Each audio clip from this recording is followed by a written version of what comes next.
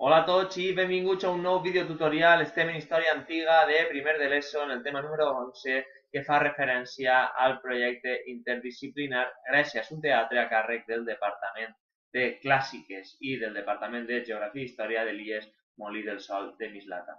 Durant el següent apartat tractarem i analitzarem l'imperi d'Alexandre Magne. D'entrada, Alexandre de Macedònia, conegut com Alexandre el Gran, nascut a Pela, Grècia, el 356 a.C. i mort a Babilònia, actual Iraq, el 323 a.C., era fill del rei Filip II de Macedònia.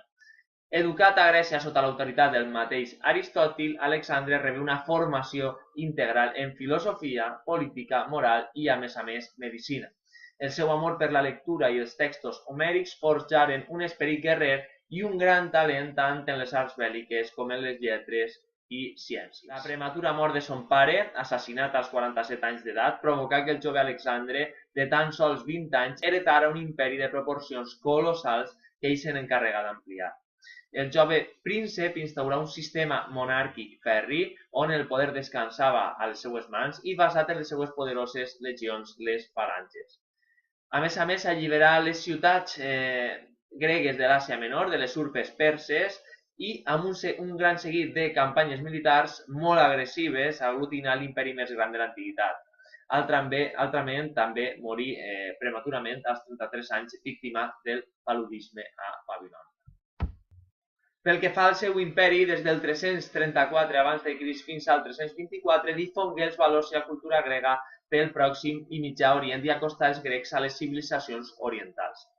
Les seues fites i conquestes comportaren la fundació de nombroses ciutats que s'ompliren de temples, teatres, palaus de tradició grega.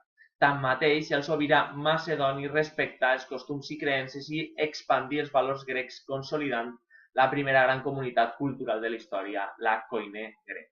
Endemés, al cap de la seva mort, l'imperi no se sostingué i acabà per disgregar-se en els anomenats regnes hel·lenístics governats per sobirans de tall absolut. En primer lloc, cal tindre en compte la primera conquesta, concretament l'Àsia Menor, arran la victòria contra els perses a Grànic el 334 a.C. La costa oriental mediterrània queia rendida al seu poder. L'arribada a Egipte fou apoteòsica després de la victòria contra el persa Darius III a Issos el 333 a.C. Els súbdits dels faraons reberen el conqueridor com un heroi i aquest els recompensà amb la fundació de la ciutat d'Alexandria, emblema de la cultura hel·lenística durant aquesta època i on es creà la cèlebre i majestuosa biblioteca de l'antiguitat. Tot seguit, Alexandre envaïa l'imperi persa amb la presa de ciutats tan emblemàtiques com Susa i Persèpolis, amb el posterior sotmetiment del sobirà persa Darius a la batalla de Gaugamela, el 331 a.C. Per tal de concloure, al·ludim a l'última de les etapes de l'imperi del Macedoni quan arriba fins a la conca del riu Indus, gairebé a l'actual Pakistan, on l'emperador feu les noces amb Roxana, una princesa nadiva, fins que aquest morí de tornada a la ciutat de Babilònia afectat pel paludisme, ja que els seus exèrcits decidiren no continuar-hi més endavant. Arran la mort d'Alexandre s'encetaren les disputes per ocupar el tron entre els diàdocs o successors d'aquest. Davant la incapacitat de transmissió del poder real, la funció administrativa del regne recaigué sota tres personalitats que esdevingueren els sobirans dels seus respectius territoris.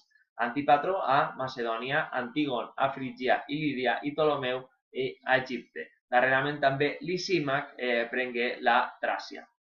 Així mateix s'inaugurava el món polític-econòmic, social, cultural i religiós de les monarquies hel·lenístiques, fet que suposa la difusió del món grec i la seva cultura arreu d'Europa, Nord d'Àfrica i Àsia Menor i el desenvolupament de la ciència i la tècnica de manera extraordinària. Darrerament, la presa de la ciutat de Corint per part de Roma el 146 després de Crist és el punt final d'aquesta civilització des del punt de vista polític, atès que el seu llegat cultural ens ha arribat fins als nostres dies. Bé, fins així el nostre videotutorial d'avui, espero que us hagi servit d'ajuda i ens veiem a classe.